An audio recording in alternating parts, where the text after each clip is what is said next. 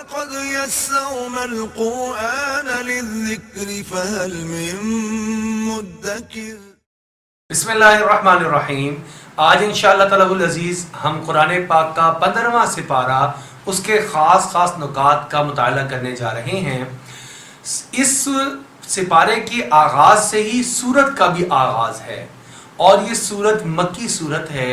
آپ صلی اللہ علیہ وسلم کو اللہ رب العزت نے جو بے شمار معجزات عطا فرمائے ہیں انہی میں سے ایک معجزے کا یہاں پر تذکرہ بھی موجود ہے.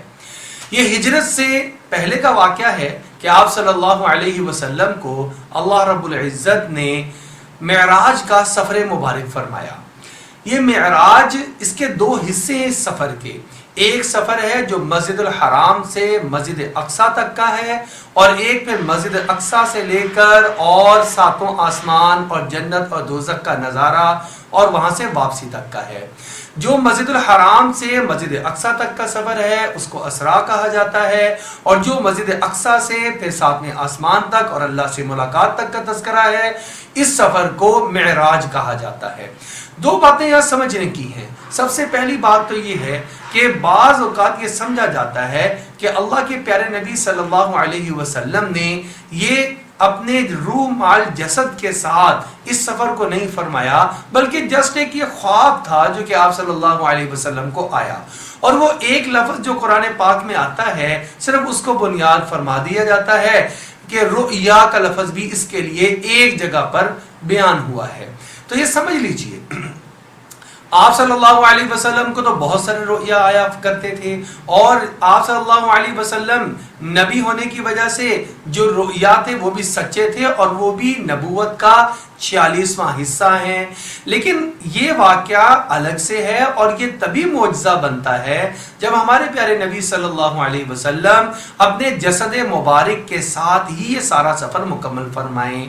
ورنہ خواب میں تو کسی عام شخص کو بھی دور دور تک کی سیر اور نظارے عام سی بات ہے ہوتے ہی رہتے ہیں. مثلا ایک آدمی صبح کو اٹھے اور اٹھ کر یہ کہے کہ میں خواب میں امریکہ چلا گیا تھا اور پھر وہاں سے میں نے فلائٹ پکڑی اور میں لندن چلا گیا تھا, پھر وہاں سے میں نے فلائٹ پکڑی اور میں مکہ المکرمہ پہنچا, میں نے وہاں پر عمرہ کیا اور پھر صبح کو جب میں اٹھا تو میں اپنے بستر پر لاہور میں موجود تھا. تو کسی بھی آدمی کو کوئی حیرت نہیں ہوگی, کسی بھی آدمی کو انکار کرنے کی کوئی وجہ نہیں ہوگی.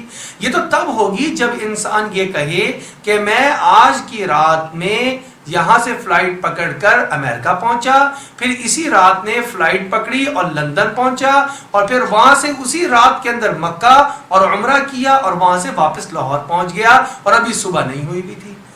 اس پر اشکالات اٹھیں گے, اس پر اعتراضات اٹھیں گے, یہ کیسے ہو سکتا ہے؟ تو آپ صلی اللہ علیہ وسلم کا یہ معجزہ قرار دیا گیا اور قرآن نے بڑی شان سے اور بڑے خاص الفاظ کا انتخاب فرمایا. آپ ذرا الفاظ کو سماعت فرما لیجئے. اللہ رب العزت ارشاد فرما رہے ہیں سبحان الذی, پاک ہے وہ ذات, تمام تر عیبوں سے پاک, تمام تر حدودات سے اور قیودات سے پاک, ہر قسم کی انتہا اور ابتدا سے پاک ہے وہ ذات. اسرا بعبدہ, جس نے اپنے خاص بندے کو سیر کروائی, لیلا من المسجد الحرام الى المسجد الاقصى الذي بارکنا حولہ لنوریہ من آیاتنا, تاکہ اللہ اپنی آیات ان کو دکھا سکے. اللہ نے اپنی نشانیاں کیا کیا دکھائیں اس کی بڑی لمبی تفصیل ہے. ہم ذرا مختصراً اگر عرض کریں, سب سے پہلے تو اللہ نے یہ دکھایا کہ براق کتنی تیز سواری ہے جو اللہ رب العزت نے پیدا فرمائی ہے.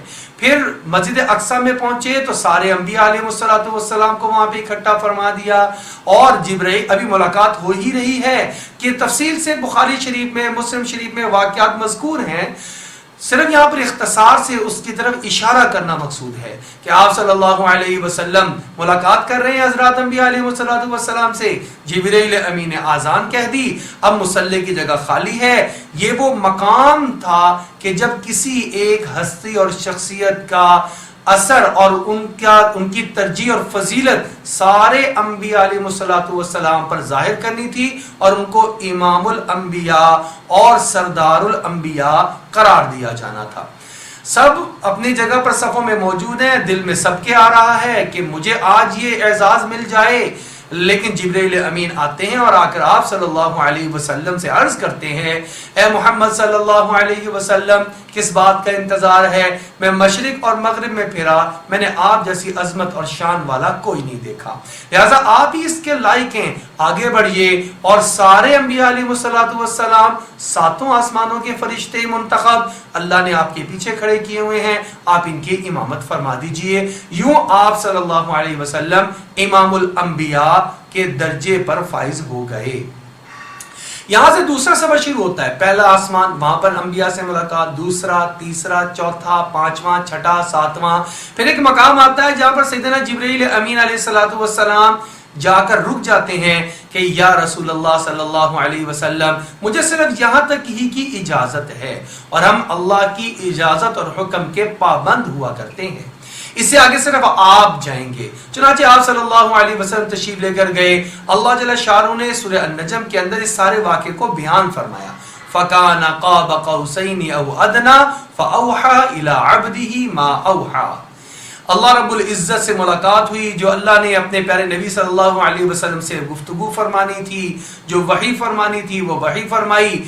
ایک بات جو ہمارے سامنے آتی ہے یہ جو کہ ہماری امت کے فائدے کے لیے وہاں سے حاصل ہوئی، وہ نماز کا تحفہ تھا کہ شروع میں اللہ رب العزت نے 50 نمازیں فرض فرمائیں، پھر واپس جاتے رہے آپ صلی اللہ علیہ وسلم، عرض کرتے رہے، حتیٰ کہ تخفیف اور آسانی ہوتے ہوتے صرف 5 نمازیں رہ گئیں، لیکن ارشاد یہ ہوا بارگاہ الہی سے آپ کی امت 5 نمازیں پڑھے گی، اللہ رب العزت 50 نمازوں کا اجر اور ثواب عطا فرما دیں گے۔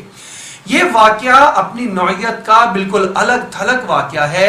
اس واقعے نے مشرکین مکہ، اہل کتاب، ان سب کے ایمان کو تو متزلزل مزید کر دیا، شک اور شبہ میں زیادہ مبتلا کر دیا، لیکن اسی واقعے نے ایمان والوں کے ایمان کو بھی مضبوط کر دیا۔ اسی لیے ہمیں بھی اس کو من نوعان اسی طریقے سے تسلیم کرنا چاہیے جیسا کہ اللہ کے پیارے نبی صلی اللہ علیہ وسلم نے بیان فرمایا اور قرآن نے اس کو بیان فرما دیا ہے۔ اس میں دوسرا اور اہم چیز، دوسرا واقعہ اور دوسری اہم چیز وہ سورۃ الکہف اور اس کا آغاز اور اس کا اختتام ہے۔ مشرکین مکہ نے جب دیکھا کہ آپ صلی اللہ علیہ وسلم پر ایمان لانے والے کثرت سے بڑھتے چلے جا رہے ہیں، تو یہ آپس میں سوچنے لگے کہ کہیں واقعی یہ وہ آخری نبی تو نہیں ہے، نبی آخر الزمان جناب محمد مصطفیٰ صلی اللہ علیہ وسلم جس کا ہم سب انتظار کر رہے تھے، اہل کتاب بھی جن کا انتظار کر رہے تھے، عجمی بھی انتظار کر رہے تھے، اور ہم لوگ بھی انہی کے انتظار میں لگے ہوئے تھے۔ تو یہ سوچنے لگے، آپس میں مشورہ کیا کہ اہل کتاب چونکہ پہلی کتابوں کے جاننے والے ہیں اور پہلی کتابوں میں آخری نبی کے اوصاف ذکر کیے گئے ہیں، لہذا انہی سے جا کر پوچھ لیتے ہیں۔ وہاں گئے، جا کر ان سے بات چیت ہوئی تو انہوں نے ایک نئی آزمائش میں ان کو ڈال دیا اور کہا جاؤ اور جا کر محمد مصطفیٰ صلی اللہ علیہ وسلم سے 3 سوالات کرو، اگر انہوں نے اس کا جواب صحیح دے دیا تو یہ اللہ کی طرف سے نبی ہیں، اور اگر انہوں نے صحیح جواب نہ دیا تو یہ اللہ کی طرف سے نبی نہیں ہیں، اس لیے کہ وہ ماضی کے وہ واقعات ہیں جن کا تذکرہ ہماری کتابوں میں موجود ہے، یہ وہی جان سکتا ہے اس کی تفصیل کو جس کو اللہ رب العزت بتا دیں، لہٰذا تم جا کر یہ سوال 3 کر لو۔ سب سے پہلے اصحاب کہف کا کیا واقعہ ہے؟ دوسرا سوال کیا وہ بادشاہ کون سا تھا جس نے ساری دنیا کو میں گھوما، مشرق بھی دیکھا، مغرب بھی دیکھا، یاجوج ماجوج سے ملاقات بھی ہوئی، اور تیسرا سوال یہ کرو کہ روح کیا ہے اور اس کی حقیقت کیا ہے۔ چنانچہ مشرکین مکہ بڑے خوش آئے اور آ کر جناب محمد مصطفیٰ صلی اللہ علیہ وسلم سے یہ سوالات کیے۔ آپ صلی اللہ علیہ وسلم نے سوالات کو سنا اور اس کے بعد جواب دیا کہ میں تمہیں کل بتا دوں گا، اللہ رب جبرائیل امین آئیں گے، ان سے پوچھوں گا، وہ اللہ سے پوچھیں گے، مجھے پتا چل جائے گا۔ یہاں پر یہ بات یاد رکھیے کہ نبی علیہ الصلوۃ والسلام اپنی جانب سے کچھ بھی نہیں فرمایا کرتے، وَمَا يَنطِقُ عَنِ الْهَوَىٰ إِنْ هُوَ إِلَّا وَحْيٌ يُوحَىٰ، وہ جو فرماتے ہیں وہ وحی ہوا کرتا ہے۔ اسی لیے وحی کی 2 قسمیں ہیں، ایک وحی جس کو ہی ہم تلاوت کرتے ہیں جو قرآن پاک ہے، دوسری وہ وحی جس کی ہم تلاوت نہیں کرتے لیکن ہے وہ اللہ کی طرف سے ہی نازل شدہ وحی، اس کو وحی کا درجہ دیا جاتا ہے، وہ جناب محمد مصطفیٰ صلی اللہ علیہ وسلم کی زبان مبارک سے نکلنے والے فرمان ہیں۔ لہٰذا آپ صلی اللہ علیہ وسلم نے فرمایا میں پوچھ کر بتا دوں گا۔ یہاں پر مفسرین لکھتے ہیں کہ ایک جو بڑا درجے کا آدمی ہوتا ہے اس سے اگر کوئی چیز بھول ہو جائے، تسامح ہو جائے، جتنا اللہ سے قریب ہوا کرتا ہے اتنی جلدی ہی اس کی باز پرس بھی ہو جایا کرتی ہے۔ عام لوگ جو ہے وہ گناہ کرتے چلے جاتے ہیں، اللہ ان کو ڈھیل دیتے چلے جاتے ہیں۔ ذرا نیک لوگ ہوتے ہیں تو جیسے غلطی کرتے ہیں اللہ کو سختی اور آزمائش بھیجتے ہیں، فوراً وہ توجہ ہوتی ہے، ان کو متنبہ ہوتے ہیں، گناہ کو چھوڑ دیتے ہیں، توبہ کر کے پاک صاف ہو کے اللہ کے قریب ہو جاتے ہیں۔ لیکن جو حضرات انبیاء علیہ السلام ہوا کرتے ہیں ان کی طرف سے تو ذرا سی بھی ایسی بات جو ان کی شان نہ ہو، اگر وہ سرزد ہو جائے، اگرچہ عام لوگوں کے اعتبار سے وہ کوئی عیب کی بات نہیں ہوا کرتی، وہ کوئی شان عام لوگوں کی شان اور رتبے سے نیچے کی بات نہیں ہوا کرتی، لیکن حضرات انبیاء علیہ السلام کے شایان شان نہیں ہوتی تو اللہ رب العزت وہاں پہ تنبیہ فرمایا دیا کرتے ہیں اور توجہ دلا دیا کرتے ہیں۔ یہاں پر آپ صلی اللہ علیہ وسلم انشاءاللہ کہنا بھول گئے، اسی کی وجہ سے اللہ رب العزت نے کچھ عرصے تک وحی نازل نہیں فرمائی۔ ادھر مشرکین مکہ روزانہ آ کر سوال کرتے ہیں اور مذاق بھی اڑاتے ہیں اور ان کے دل میں پختہ ہوتا چلا جا رہا ہے کہ لگتا ہے یہ آخر الزمان نبی آخر الزمان نہیں ہے، تبھی تو بتا نہیں پا رہے۔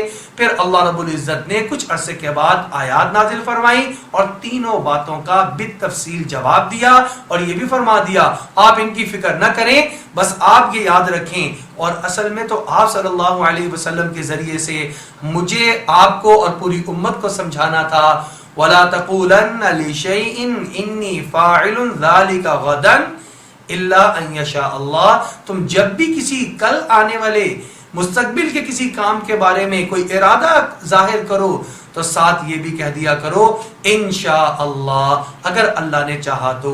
آج بدقسمتی سے ہم نے انشاءاللہ لفظ کا غلط استعمال اتنا کیا کہ اب اگر ہم کسی بات کے ساتھ انشاءاللہ کہہ دیں تو بعض اوقات لوگ مذاق میں کہتے ہیں بھائی یہ کون سا والا انشاءاللہ کہہ رہے ہو، کہیں ایسا تو نہیں کہ انشاءاللہ اس کام پر کہا جاتا ہے جو نہ کرنا ہو۔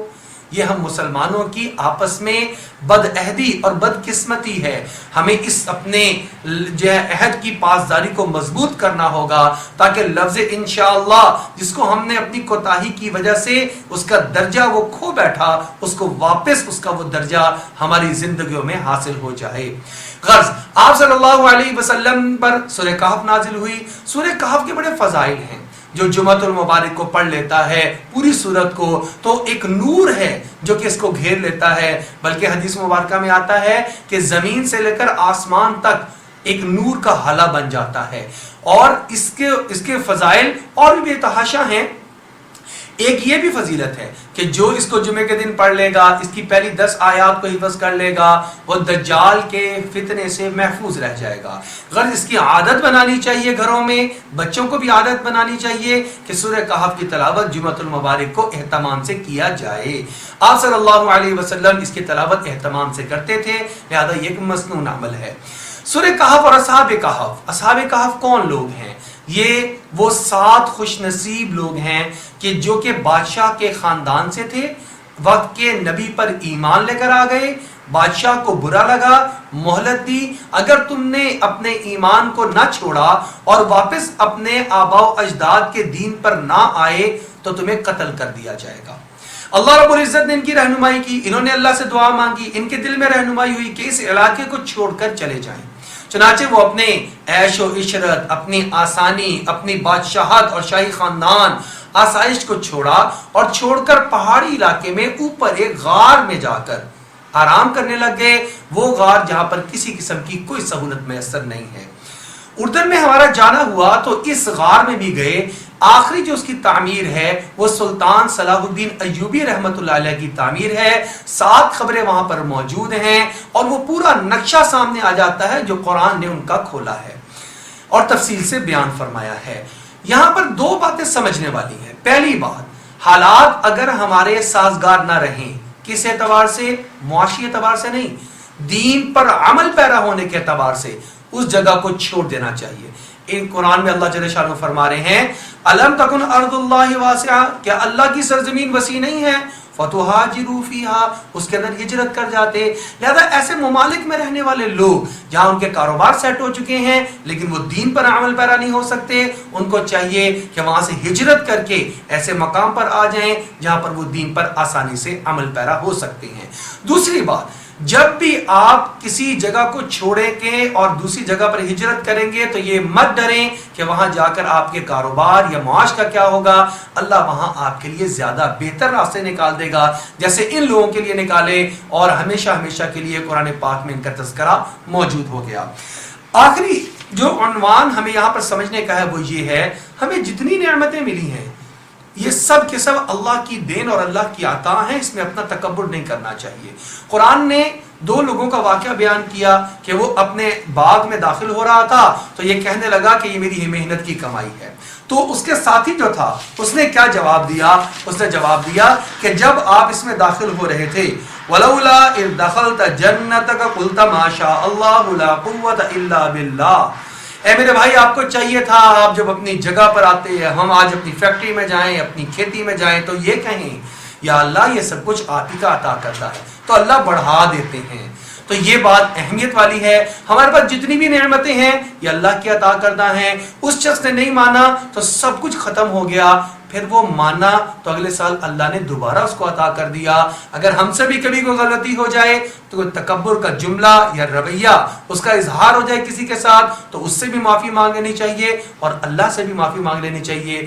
قرآنی ہدایت ہے کہ اللہ توبہ کو قبول فرما لیتے ہیں۔ اللہ جل شانہ ہمیں مکمل احکامات کو سیکھ کر عمل پیرا ہونے کی توفیق عطا فرمائے۔